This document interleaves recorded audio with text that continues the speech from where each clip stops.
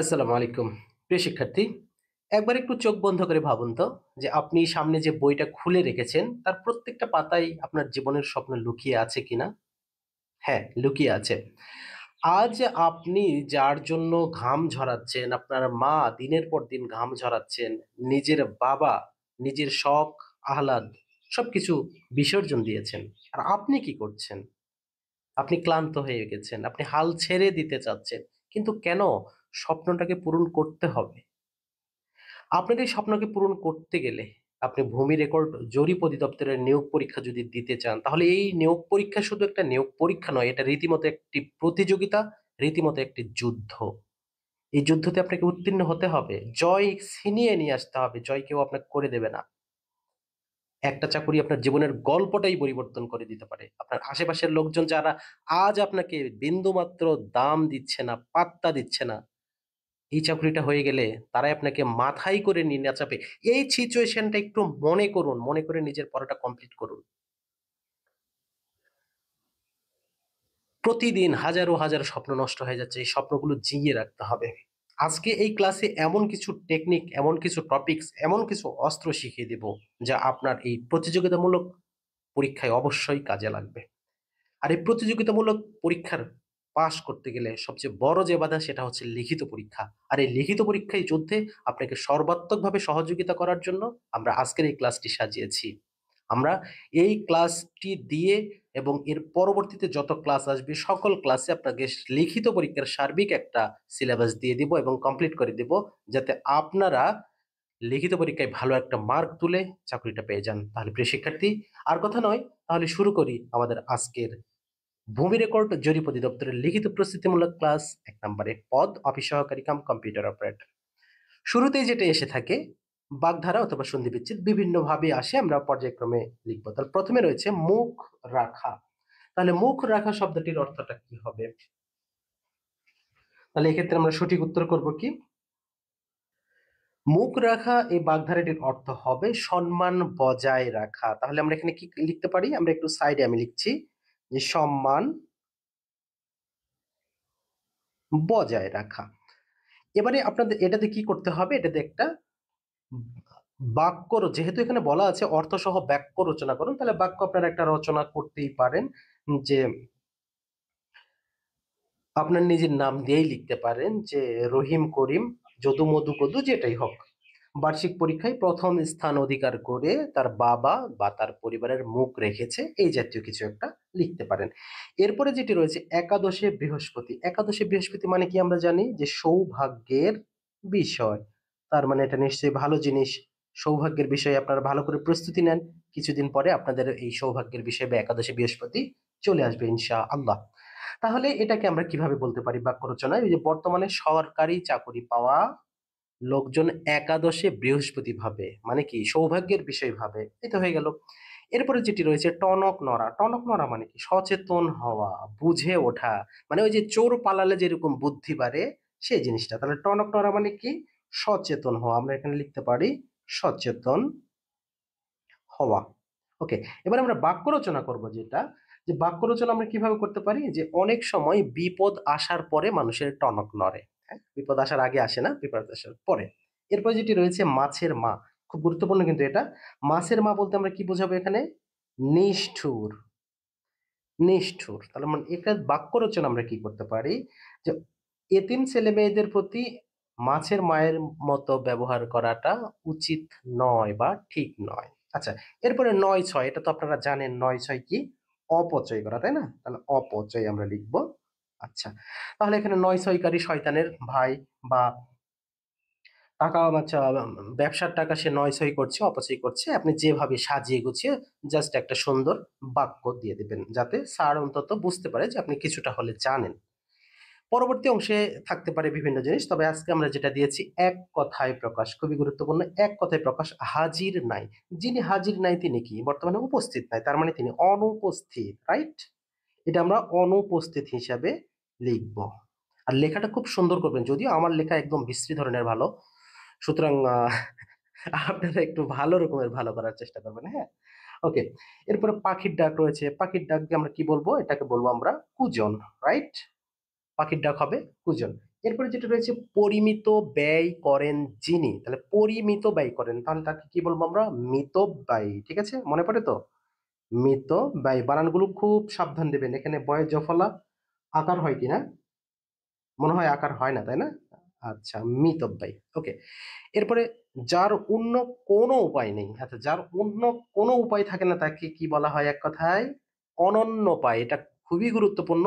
আমি বলে দিচ্ছি, বানানটা একটু লিখে রাখবেন। এখানে কি আগে এভাবে লিখতে হবে, অনন্য। তারপর এখানে অনন্য বানান কি হবে? এই যে দন্ত নয় জ ফালা, অনন্য, তারপরে পায়। রাইট? বুঝতে পেরেছি নিশ্চয়। আর সর্বশেষ যেটি আছে যে উপকারীর অপকার করে, যেটাকে আমরা জানি যে কৃতঘ্ন ন, দন্ত এভাবে। ঠিক আছে, ওকে। আমাদের কিন্তু এখানে বাংলা অংশ বাগধারা 5টি গেল, এক কথায় প্রকাশ 5টি গেল। এরপরে আসতে পারে শব্দার্থ, বিপরীত শব্দ, বিভিন্ন ভাবে আসে। আমরা আজকে সাজিয়েছি বিপরীত শব্দ। তাহলে উগ্র এর বিপরীত শব্দ কি? এটা আমরা লিখতে পারি কি? সৌম্য। এটা কিন্তু ইংলিশেও আসে। উত্তীর্ণ এর বিপরীত শব্দ কি? উত্তীর্ণ, অনুত্তীর্ণ। এটা ভালো করে অনুত্তীর্ণ বানানটা এভাবে লিখবেন, অনু। তারপরে এই যে মূর্ধন্য নয়, যখন অনুত্তীর্ণ বানানটা যদি আমার ভুল হয় আপনারা একটু ধরে দিবেন, তাহলে অনুত্তীর্ণ এটা ঠিক রয়েছে। অলিক মানে কি? অবাস্তব চিন্তা ভাবনা, যেটা তার বিপরীতটা কি হবে? বাস্তব। পুষ্ট রয়েছে। পুষ্ট মানে আমরা যে অনেক সময় বলি না যে হৃষ্টপুষ্ট, তাহলে পুষ্ট মানে ভালো। আর এর বিপরীতে হবে ক্ষীণ, মানে এখনো পুরো হয়নি, এরকম যে ক্ষীণ। এই যে এভাবে আমরা লিখবো, ক্ষীণ। আর সর্বশেষ যেটি রয়েছে অধম। অধমের বিপরীত শব্দটা আমরা জানি সকলেই, উত্তম। ঠিক আছে প্রিয় শিক্ষার্থী, এই যে আমরা বাংলা অংশের কিন্তু 3টা আমরা শেষ করলাম। এরপরে যেটি রয়েছে যে বানানগুলি শুদ্ধ করে লিখুন, যে লিখিত পরীক্ষার ক্ষেত্রে মোস্ট ইম্পর্টেন্ট একটা জিনিস, বানান শুদ্ধি অথবা বাক্য শুদ্ধি। তাহলে এখানে বানান শুদ্ধি প্রত্যয় রয়েছে পুরস্কার। ভালো করে খেয়াল করে দেখবেন, এই যে এই জায়গাটিতে কি রয়েছে? মূর্ধন্য স যুক্ত ক, কিন্তু পুরস্কার বানানে সেটা কি হবে? দন্ত স হবে। তার মানে আমরা কি লিখতে পারি? পুর, এই যে এই কার দিতে হবে। ভালো করে আমি একটু বড় করে লিখে দিচ্ছি, পুরস্কার। ঠিক আছে, ওকে। এরপরে আমাদের যেটি রয়েছে আষাঢ় বানান। আষাঢ় মানে এই যে আমাদের শ্রাবণ আষাঢ় যে মাসের নাম বাংলা সেটা। তাহলে এই বানানটা আমরা কিভাবে লিখি? স্বর অ, তাহলে এখানে মূর্ধন্য স আকার, ঢয় শূন্য র। আচ্ছা, এরপরে হচ্ছে উপকারিতা। দেখেন এখানে কিন্তু আপাত দৃষ্টিতে উপকারিতা বানানটা সঠিক মনে হচ্ছে, কিন্তু আদৌ তা নয়, উপকারিতা। আমরা এইভাবে রস্য ইকার দিয়ে লিখতে হবে, উপকারিতা। ঠিক আছে, এরপর রয়েছে মহীয়সী। গুরুত্বপূর্ণ বানান। মহীয়সী বানানটা দুটোই দীর্ঘই হয়। তাহলে এখানে মহি ওসি, আবার ঠিক করবে, এখানে কিন্তু মূর্ধন্য ষ থাকতে হবে, আবার মানে সরি, মূর্ধন্য ষ থাকবে না, দন্ত স দিতে হবে। হ্যাঁ, তাহলে মহীয়সীতে কি হয়? দন্ত স হয়। ওকে। এরপরে সর্বশেষ যেটা রয়েছে গণপূর্ত। অনেকেই গণপূর্ত অধিদপ্তরে পরীক্ষা দিয়ে থাকেন। গৌণপূর্ত বানানটা একেবারে সহজ, জাস্ট এখানে দন্ত নর পরিবর্তে মূর্ধন্য এবং পয়ে হ্রস্ব উকার থেকে দীর্ঘ উকার দিতে হবে। তাহলে গণ পূর্ত, আচ্ছা, এটাকে মূর্ধন্য ন ধরবেন আর এটা দীর্ঘ ধরবেন। হ্যাঁ, এভাবে গণপূর্ত লিখবেন। ওকে, আচ্ছা। এরপরে 5 নম্বরে যেটা থেকে থাকে, বিভিন্ন দপ্তরে বিভিন্ন ভাবে আসতে পারে। আমি জাস্ট আপনাকে সম্পূর্ণ বুঝে দেওয়ার জন্য হয়তো কিছুটা বেশি কথা বলা লাগতে পারে, এটা আপনাদের একটু গ্রহণ করবেন আশা করি। অনেকে এখানে অনুবাদ দেয়, অনেকে এখানে শর্ট টিকা যেটাকে বলা হয়, বা ছোট ভাব সম্প্রসারণ টাইপ যেটাই বলি আমরা, সেটা আসতে পারে। বাট এখানে আজকে আমরা সাজিয়েছি কি অনুবাদ। তাহলে এখানে কি, হেয়ার ইজ মাই মাদার, এখানে আমরা কি বলতে, হেয়ার ইজ মাই মাদার, এটাই আমার মা, বা এই হয় আমার মা। আচ্ছা, there is none else like my mother, তার মানে there is none else like my mother, আমার মায়ের মতো আর কেউ নেই। তাহলে how affectionate she is to me, সে আমার প্রতি কতই না আদরশীল বা যত্নশীল বা স্নেহশীল, বিভিন্ন ভাবে বলতে পারি। She always takes care of me, সে সর্বদাই আমার যত্ন নেয়। আচ্ছা, সে এখানে ব্যবহার আমরা করবো না, তিনি ব্যবহার করব। মা আমাদের অনেক আদরের মা, অনেক সম্মানের মা, তিনি আমাদের সর্বদা যত্ন নেই। ইফ, যদি, আই ফল ইল, যদি আমি অসুস্থ হই, মাদার গ্র, আচ্ছা এখানে বানানটা একটু ভুল আছে, গ্রস ভেরি অ্যানাক্সিস, তিনি খুবই উদ্বিগ্ন হন। তার মানে কি, যদি আমি অসুস্থ হই মা খুব উদ্বিগ্ন হয়ে ওঠে। হ্যাঁ, তাহলে এখানে আমি সার্বিকভাবে আরো একবার বলছি, হিয়ার ইজ মাই মাদার, এই হয় আমার মা। There is none else like my mother, আমার মায়ের মতো আর কেউ নেই। How affectionate she is to me, তিনি আমার প্রতি কতই না যত্নশীল, তিনি আমার প্রতি অনেক যত্নশীল, এভাবে আপনারা লিখতে পারেন। তবে শেষে এই যে এখানে এই চিহ্নটা অর্থাৎ বিস্ময়সূচক চিহ্নটা দিতে হবে। She always tax care of me, তিনি সর্বদা আমার যত্ন নেন। ইফ আই ফল ইল, যখন আমি অসুস্থ হই বা যদি আমি অসুস্থ হই, মাদার গ্রস ভেরি অ্যানেক্সিস, মা খুব উদ্বিগ্ন হয়ে ওঠে। এই হচ্ছে আপনার আম, অনুবাদ। তবে এই অনুবাদের ক্ষেত্রে আপনার যে ভাব সম্প্রসারণ বা টিকা টাইপের যেগুলো আসবে সেগুলো আমরা আগামী ক্লাসে বিস্তারিত দিয়ে দিব, আপনাদের জন্য পিডিএফ করে দেওয়া হবে, আপনারা ডাউনলোড করে পড়ে নেবেন। ইংরেজি অংশের শুরুতে যেটি রয়েছে যে ট্রান্সলেট ইনটু ইংলিশ, ট্রান্সলেট করতে হবে, তার মানে কি চাকরিটা আমার প্রয়োজন, এটা অনেক সময় ভাইভাতে আসে, তাহলে চাকরিটা আমার প্রয়োজন, তাহলে আই নিড দিস জব। আচ্ছা, তাহলে এখানে আই নিড দিস জব।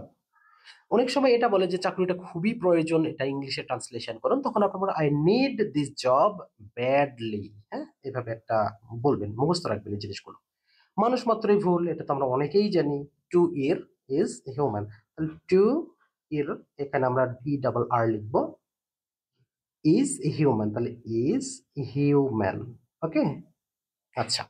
এরপরে মুষলধারে বৃষ্টি হচ্ছে, এটা ইট ইজ রেইনিং, কিভাবে হচ্ছে মুষলধারে, তার মানে ক্যাটস অ্যান্ড ডগ, তাহলে এইভাবে লিখবো ইট ইজ রেইনিং, বানানগুলো খুব ভালোভাবে, রেইনিং, আচ্ছা NING, বানানটা আমার একটু ভুল হলে আপনারা শুদ্ধ করে নেবেন। ক্যাটস অ্যান্ড ডগ, আচ্ছা এটা পুরোটা মেনে লিখলাম না, আপনারা বুঝে নেবেন, ক্যাটস অ্যান্ড ডগস। ঢাকা বাংলাদেশের রাজধানী, অফিস সহকারী পরীক্ষায় মোস্ট ইম্পর্টেন্ট একটা ট্রান্সলেশন ভাইবার জন্য। আচ্ছা, ঢাকা বাংলাদেশের রাজধানী, তাহলে Dhaka is the capital of Bangladesh, capital city বলতে যাবেন না, এটা ভুল হয়, ঢাকা বাংলাদেশের রাজধানী, Dhaka is the capital of Bangladesh, এটা লিখবেন। তাহলে এখানে Dhaka is the capital, the capital of Bangladesh. Okay, BD. এখন সোয়া 12টা বাজে, সোয়া 5টা বাজে, যেটা হবে ইট ইজ কোয়ার্টার লিখতে হবে, ইট ইজ কোয়ার্টার। কোয়ার্টার বানানটা কি করবেন, QUAR, QUARTER, কোয়ার্টার। এখানে অবশ্যই টু ব্যবহার করতে হবে, টু। এখানে 3, 4, 12 যা আসবে সেটা, অর্থাৎ এখানে 12টা হলে 12, 11 যেটা থাকবে সেটা। ওকে, এই হলো আমাদের প্রথম অংশ। ইংরেজিতে লিখিত পরীক্ষার ক্ষেত্রে যে গুরুত্বপূর্ণ যে যে কয়েকটি থাকে তার মধ্যে সবচেয়ে বেশি গুরুত্বপূর্ণ হচ্ছে appropriate preposition. He is dash MBBS, তাহলে MBBS এখানে কি ব্যবহার হচ্ছে, এ উচ্চারণটা হচ্ছে, তাহলে এখানে অবশ্যই এন হবে। আচ্ছা, এখানে অ্যাপ্রোপ্রিয়েট প্রিপোজিশন না দিয়ে অ্যাপ্রোপ্রিয়েট ওয়ার্ড দেওয়ার কথা ছিল, হ্যাঁ, তাহলে এখানে এন হবে, অবশ্যই ছোট হাতের এন। এরপরে রয়েছে the sun sets in dash West, তাহলে দা ওয়েস্ট হবে, হ্যাঁ, তাহলে এখানে দা ওয়েস্ট। এরপরে রয়েছে হি নোস, সে জানে, হাউ ড্যাশ সুইম, তাহলে হাউ টু সুইম, তাহলে এখানে কি অ্যান্সার করবো আমরা, to swim. The girl takes dash her mother, তাহলে কি মেয়েটি দেখতে তার মায়ের মতো, যখন মা বাবার মতো দেখতে হয় তখন ব্যবহার করতে হয় কি, টেক্স আফটার, আর দেখাশোনা করা হবে লুকস আফটার, তাহলে এখানে টেক্স আফটার হার মাদার, তাহলে এখানে সঠিক উত্তর আমরা কি করব, আফটার। এরপরে যেটা রয়েছে I am not well dash Friday, মানে I am not well dash Friday, তাহলে অন ফ্রাইডে, তাহলে এখানে হবে কি অন ফ্রাইডে। আচ্ছা, লিখিত পরীক্ষাতে ইংরেজিতে যেটা 100% থাকে সেটা হলো, প্রত্যেকটা পরীক্ষায় থাকে, সেটা হলো ইডিয়মস অ্যান্ড ফ্রেজ। এখানে যেটি করতে হয়, আপনাকে সেন্টেন্স তৈরি করতে হয়, অনেক সময় অর্থ সহ লিখতে হয়। এ বেড অফ রোজেস, এর অর্থটা আমরা কি জানি, আরামদায়ক অবস্থা, হ্যাঁ, তাহলে এখানে আমরা লিখবো আরামদায়ক অবস্থা। আচ্ছা, আরামদায়ক অবস্থা, এটা বুঝে নেবেন। এরপরে এটাকে যখন আমরা সেন্টেন্স মেকিং করব তখন যেটা করতে হবে, life is not a bed of roses, এটা একটু আপনারা লিখে নেবেন, life is not a bed of roses. Okay, এরপরে যেটা রয়েছে in front of, in front of মানে কি সামনে বা সম্মুখে, আচ্ছা সামনাসামনি, তাহলে এখানে সামনে কোনো একটা বাগান আছে বা এই যেটা আমরা বলতে পারি, তাহলে এখানে আমরা বাংলাটা লিখবো কি সম্মুখে বা সামনে যেটাই বলি। তাহলে সেন্টেন্স যখন আমরা করবো তখন কি বলবো, the garden is in front of my house, my reading room, my kitchen room, যেভাবে আপনি বলতে পারেন। তাহলে এখানে আমরা যে কোনো জিনিসটাই দিতে পারি। আমি আবার বলছি, একটু নোট করবেন, the garden is in front of my house. আচ্ছা, এরপরে যেটা রয়েছে bag and baggage. Bag and baggage বলতে তল্পি তল্পা গুটিয়ে বা সবকিছু নিয়ে, পোটলা পুটলি যা আছে সব নিয়ে। আমরা এখানে যদি এভাবে লিখি, তল্পি তল্পা গুটিয়ে, এটা মনে রাখবেন, তল্পি তল্পা গুটিয়ে। এবারে সেন্টেন্স মেকিং এর ক্ষেত্রে আমরা কি করব, যে হি লেফট দ্য প্লেস, সে এই স্থানটি ত্যাগ করেছে। কি অবস্থায় ত্যাগ করেছে? ব্যাগ অ্যান্ড ব্যাগেজ, সবকিছু নিয়ে। আবারও লিখবেন, হি লেফট দ্য প্লেস বা he left this place, bag and baggage. Okay. আচ্ছা, এরপরে যেটি আছে null and void. Null and void বলতে বলা হয় ইনভ্যালিড বা বাতিল। হ্যাঁ, বাতিল। তাহলে এখানে সেন্টেন্স মেকিং কিভাবে করবেন? Most of the British law, মানে বেশিরভাগই ব্রিটিশ আইন, is null and void now, এখন সবকিছুই বাতিল হয়ে গেছে। তাহলে একটু লিখে নেবেন, most of the British law, most of the British law is null and void now. Okay, আশা করছি লেখা হয়ে গেছে।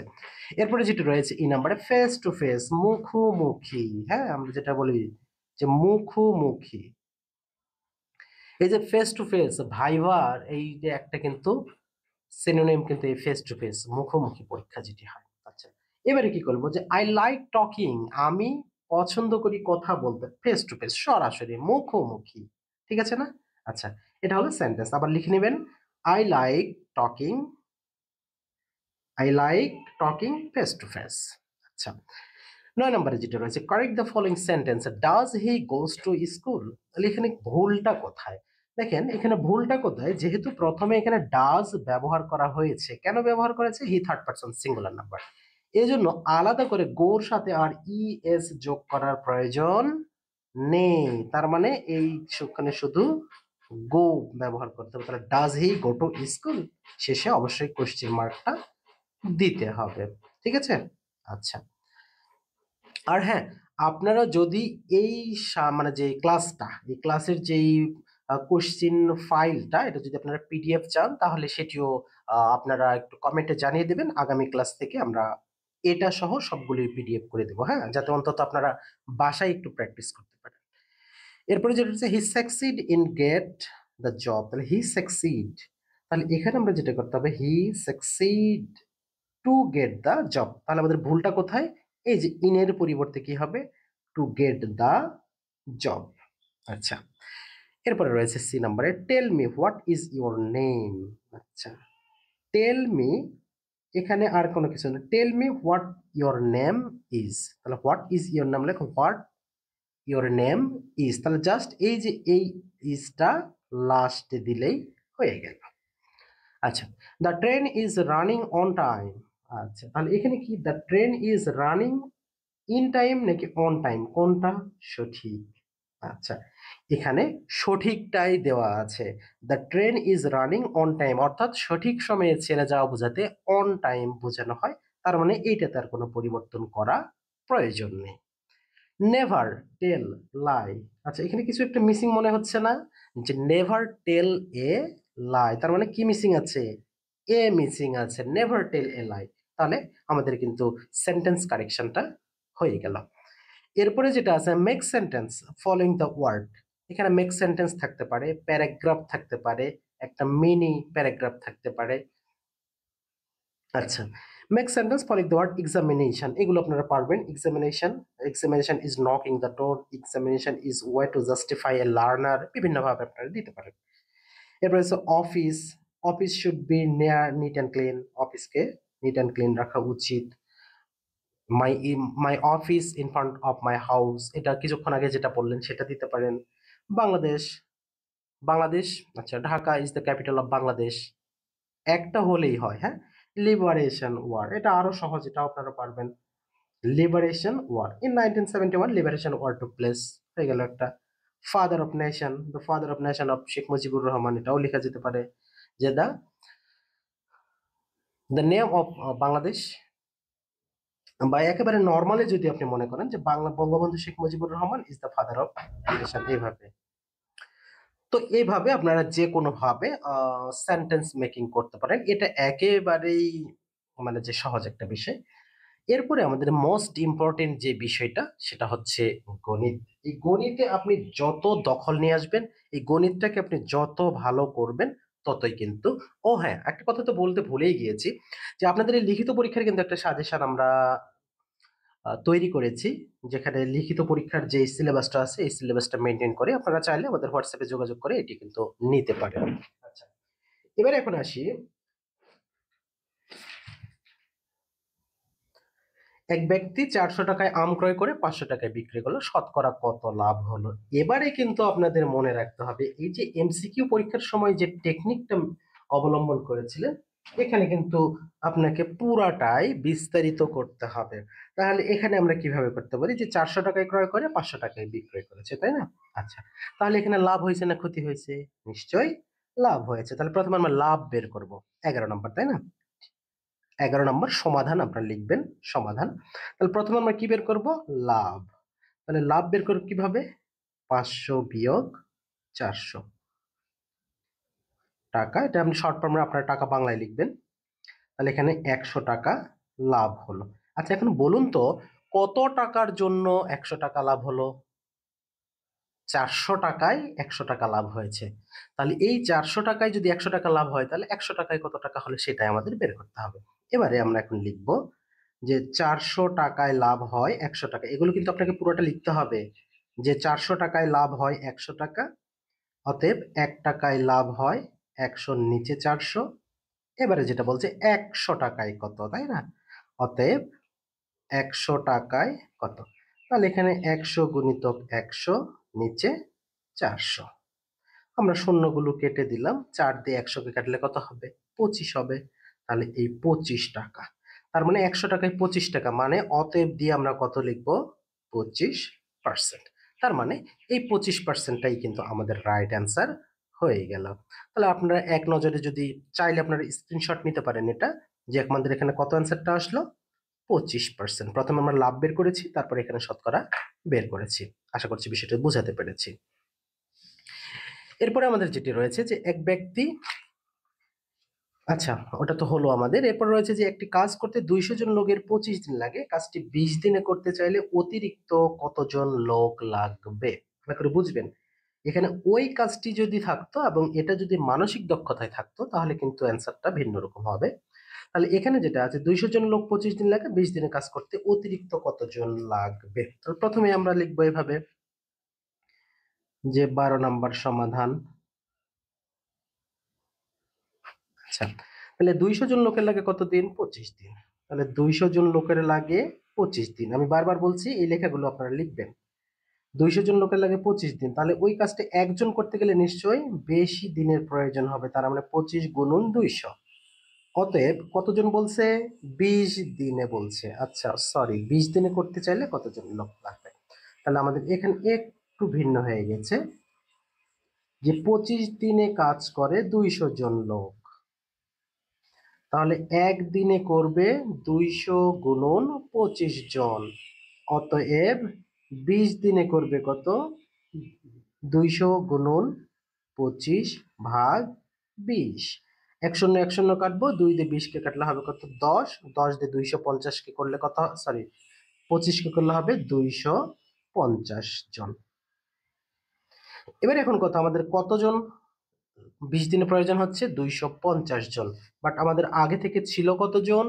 200 জন। তাহলে অতিরিক্ত লাগবে, এখন এখানে লিখবো অতিরিক্ত লাগবে। আমি বারবার বলছি, এখানে কিন্তু পুরো অঙ্ক বিশ্লেষণ করে আপনাকে দেখাতে হবে। 200 জন, তার মানে অতিরিক্ত আমাদের 50 জন প্রয়োজন হবে, এবং এটাই হবে উত্তর। ঠিক আছে?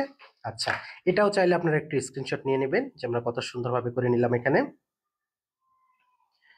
আচ্ছা, এখানে স্ক্রিনশট নিয়ে নেবেন, যে এখানে প্রথমে আমরা করেছি কি, যে 25 দিন লাগে 200 জনের, দিন লাগে এত, 20 কত এবং অতিরিক্ত বের করেছি। ঠিক আছে, আমাদের দুইটা অঙ্ক কিন্তু সুন্দরভাবে হয়ে গিয়েছে। এরপরে উৎপাদকে বিশ্লেষণ রয়েছে। উৎপাদকে বিশ্লেষণ কি রয়েছে? A x plus a minus x square minus 2x+1। তাহলে এই অঙ্কটা আমরা কিভাবে করব? আচ্ছা, তাহলে প্রথমে আমাদের মূল অঙ্কটা তুলে নিতে হবে যে a x plus a minus x square minus 2x-1।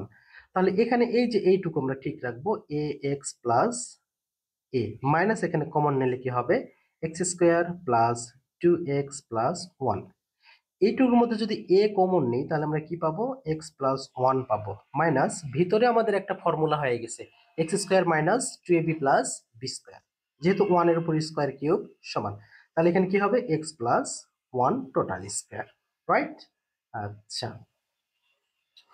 এখন যেটা আমাদের হচ্ছে যে এখানে x+1 কয়টা হলো? দুইটা হলো। তাহলে আমরা কি করব? a ইন্টু x+1 মাইনাস x+1টা আমরা কয়বার লিখব? দুইবার লিখব। তাহলে এখন x+1 উভয় পক্ষ থেকে কমন থাকছে, তাহলে x+1 যখন আমরা কমন নেব তাহলে এখানে কি থাকবে? শুধু a থাকবে, a মাইনাস তখন সেকেন্ড ব্র্যাকেট হবে x+1। তাহলে এখানে x+1টা ঠিক থাকলো, এখানে a মাইনাস এক্স মাইনাস 1, এই যে এটাই হলো আমাদের রাইট অ্যান্সার। তার মানে অ্যান্সারটা আমরা কত পেলাম? x+1 এবং a মাইনাস এক্স মাইনাস 1। ভালোভাবে একটু দেখে নেবেন প্রথম থেকে x। আচ্ছা, এখানে সুন্দরভাবে একটু দেখে নেবেন, আমরা কিন্তু ওকে, আশা করছি আপনারা পুরো বিষয়টা বুঝতে পেরেছেন। এরপরে আমাদের যেটি রয়েছে যে মান নির্ণয় করুন, x plus y equal to 8, x minus y equal to 6 হলে এক্স স্কোয়ার প্লাস ওয়াই স্কোয়ারের মান কত? এটা যদি যারা এমসিকিউ এর ক্লাসগুলো করেছেন তাহলে নিশ্চয়ই এতক্ষণ অ্যান্সারটা পেয়ে গেছেন, কারণ এখানে 7 আর 1 8, 7 আর 1 6, তাহলে 7 7 49 প্লাস 1, অ্যান্সার হবে 50। এটা কিন্তু আমরা এমসিকিউ এর ক্ষেত্রে কিন্তু এতক্ষণে মানটা বের করে ফেললাম। এবারে যখন আমরা লিখিত পরীক্ষার জন্য করব তাহলে প্রথমে আমাদের সুন্দর করে লিখতে হবে, অঙ্কে নাম্বার দিয়ে লিখবেন সমাধান। আগে লিখতে হবে আমাদের কি দেওয়া আছে, কি দেওয়া আছে?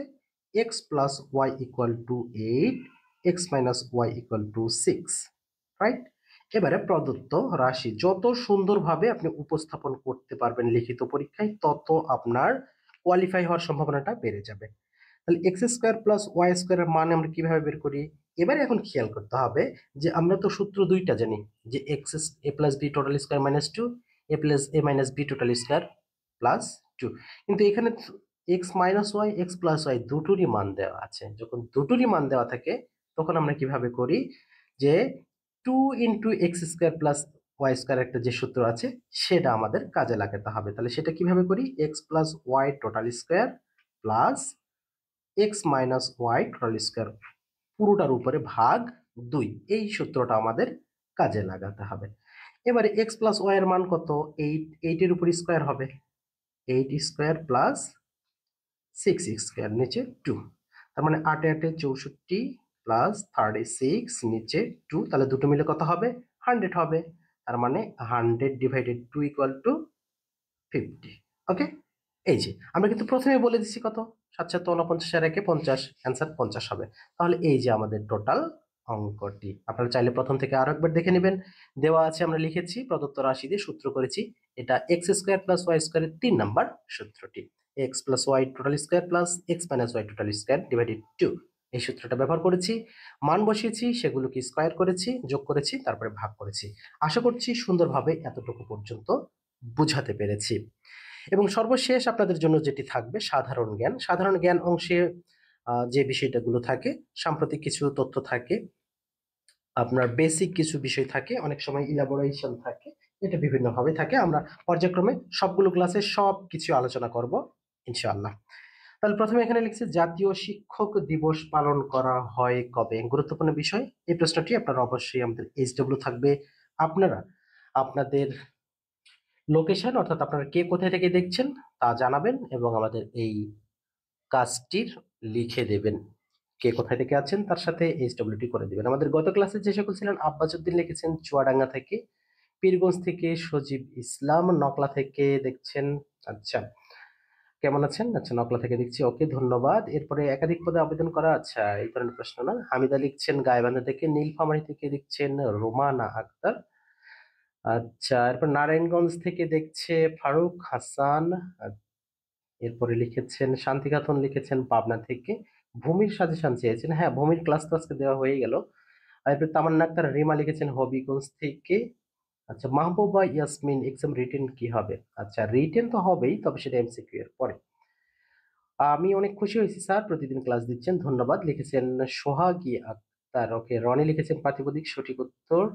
আচ্ছা, আমি ঢাকা থেকে অ্যাপ্লাই করেছি, আমার এক্সাম কি ঢাকায় হবে কিনা, হোম টাউনে। আচ্ছা, খাদ্যের পরীক্ষা সাধারণত বিগত সময়ে কিন্তু জেলা ভিত্তিক হয়েছিল, কিছুটা জেলা ভিত্তিক, পুরোটা জেলা ভিত্তিক না, কিছুটা জেলা ভিত্তিক জোন তৈরি করা হয়েছিল, তবে জেলা শহরে পরীক্ষা হয়েছিল, এটা ঠিক।